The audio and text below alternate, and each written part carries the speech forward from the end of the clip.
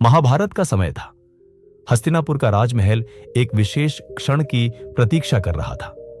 रथों की गड़गड़ाहट, नगाड़ों की आवाज और हर्षोल्लास का माहौल था, क्योंकि आज अर्जुन के घर पुत्र का जन्म हुआ था।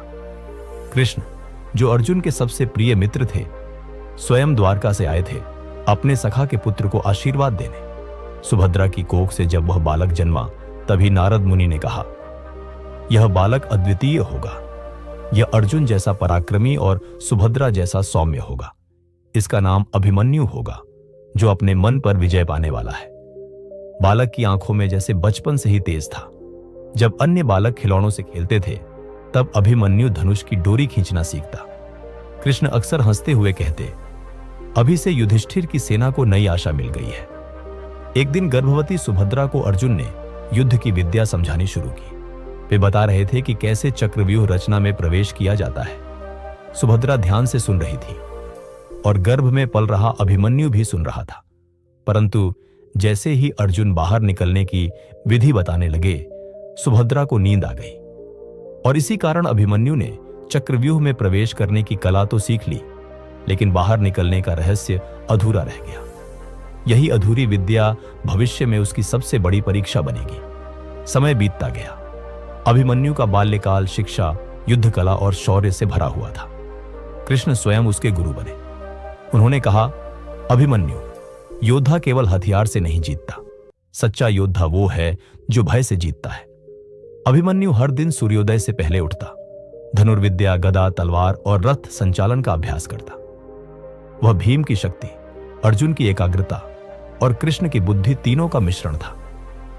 जब वह मात्र 16 वर्ष का हुआ, तो उसकी वीरता इतनी प्रसिद्ध हो चुकी थी कि कुरुक्षेत्र में उसके नाम से ही कौरवों के रथ पीछे हट जाते। महाभारत का युद्ध आरंभ हुआ। कौरव और पांडव दोनों पक्षों में 18 अक्षौहिणी सेनाएं खड़ी थी। हर दिन एक नया अध्याय, एक नई परीक्षा लाता था। 13वें दिन का सूर्योदय हुआ। उस दिन कौरवों ने चक्रव्यूह रचना बनाई, एक ऐसी रणनीति जिसमें प्रवेश करना आसान था पर निकलना लगभग असंभव। अर्जुन उस समय द्रोणाचार्य को रोकने के लिए दूसरी दिशा में भेजे गए थे। अब प्रश्न यह था, कौन जाएगा चक्रव्यूह में? कोई आगे नहीं बढ़ा।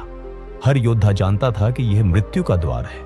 तभी अभिमन्यु ने आगे बढ़कर कहा, मैं जा सकता हूं मामा। कृष्ण और युधिष्ठिर ने उसकी ओर देखा। पर बेटा, तुम्हें बाहर निकलने की विधि नहीं मालूम, युधिष्ठिर ने कहा। अभिमन्यु मुस्कुराया, महाराज, मैं जानता हूं अंदर कैसे जाना है, और अगर मैं वापस ना आऊं तो जान लीजिए कि अर्जुन का पुत्र पीछे नहीं हटा। कृष्ण ने दूर से देखा और कहा, आज इतिहास गवाह बनेगा कि उम्र नहीं, साहस युद्ध का निर्णय करता है। अभिमन्यु अपने रथ पर सवार हुआ। उसके सारथी ने घोड़े संभाले और ढालें चमकने लगी। कौरवों के बीच से जब उसका रथ बढ़ा तो एक अग्नि रेखा सी खींच गई। जय श्री कृष्ण के नारे के साथ वह आगे बढ़ा। पहले द्वार पर भीष्म की सेना थी। अभिमन्यु ने अकेले ही उन्हें चीर दिया। दूसरे द्वार पर द्रोणाचार्य के शिष्य थे। वह बिजली की तरह उन पर टूटा। तीसरे पर कृपाचार्य, चौथे पर कर्ण, पांचवें पर अश्वत्थामा। हर ओर से बाण बरस रहे थे, पर अभिमन्यु ने अपने धनुष से ऐसे प्रत्युत्तर दिया जैसे एक तूफान स्थिर जल पर प्रहार करे। वह अकेला था, पर उसके भीतर हजारों योद्धाओं का उत्साह था। प्रत्येक वार के साथ वह जैसे यह संदेश दे रहा था, वीरता संख्या से नहीं, संकल्प से मापी जाती है। अभिमन्यु छठे और सातवें द्वार तक पहुंच चुका था। अब वह चक्रव्यूह के मध्य में था, जहां जयद्रथ, कर्ण, दुशासन, अश्वत्थामा और द्रोणाचार्य मिलकर उसकी घेराबंदी कर चुके थे। नियम था कि एक योद्धा पर एक ही योद्धा लड़ेगा, पर आज नियमों की हत्या हो रही थी। कौरवों ने मिलकर हमला किया। अभिमन्यु का धनुष टूट गया। उसने तुरंत तलवार उठाई। तलवार टूटी तो गदा उठाई। गदा भी टूट गई तो रथ का पहिया उठा लिया। पसीने से लथपथ चेहरा, शरीर पर सैकड़ों बाणों के घाव, पर आंखों में अभी भी चमक थी। वह बोला, जो धर्म के लिए लड़े वह हारकर भी अमर होता है। कौरव एक साथ टूट पड़े और आखिरकार 16 वर्षीय वह बालक, जिसने अपने पिता की अनुपस्थिति में धर्म की रक्षा का संकल्प लिया था, वीर गति को प्राप्त हुआ। जब अर्जुन लौटा और उसने सुना कि उसका पुत्र धर्म के लिए बलिदान दे चुका है, तो उसकी आंखों में आंसू नहीं थे, केवल अग्नि थी। कृष्ण ने कहा, अर्जुन, आज तेरा पुत्र हारकर भी विजयी हुआ है। उसने दिखाया कि योद्धा की पहचान मृत्यु से नहीं, मर्यादा से होती है। अर्जुन ने शपथ ली, जब तक मैं जयद्रथ का वध न कर दूं, तब तक जल की एक बूंद भी नहीं पीऊंगा।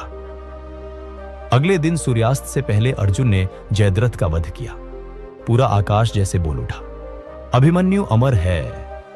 अभिमन्यु की कहानी सिर्फ युद्ध की नहीं है, यह विश्वास, संकल्प और कर्तव्य की कहानी है। वह जानता था कि वह शायद लौटकर नहीं आएगा, पर फिर भी वह गया, क्योंकि उसे धर्म की रक्षा करनी थी। उसने सिखाया कि जीवन की जीत और हार परिस्थितियों से नहीं, हमारे साहस से तय होती है। कभी कभी सफलता का अर्थ केवल लक्ष्य तक पहुंचना नहीं, बल्कि सही दिशा में डटे रहना होता है। आज भी जब कोई युवा कठिन परिस्थिति में संघर्ष करता है, तो उसकी आत्मा में कहीं ना कहीं अभिमन्यु का वही जोश जागता है।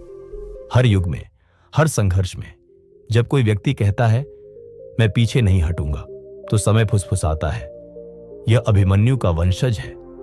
तो दोस्तों, इस कहानी से हमें यह सीख मिलती है कि सच्चा योद्धा वही है जो परिणाम नहीं देखता, बल्कि धर्म के लिए डटकर खड़ा रहता है, क्योंकि जीत उसी की होती है जो अंत तक लड़ता है।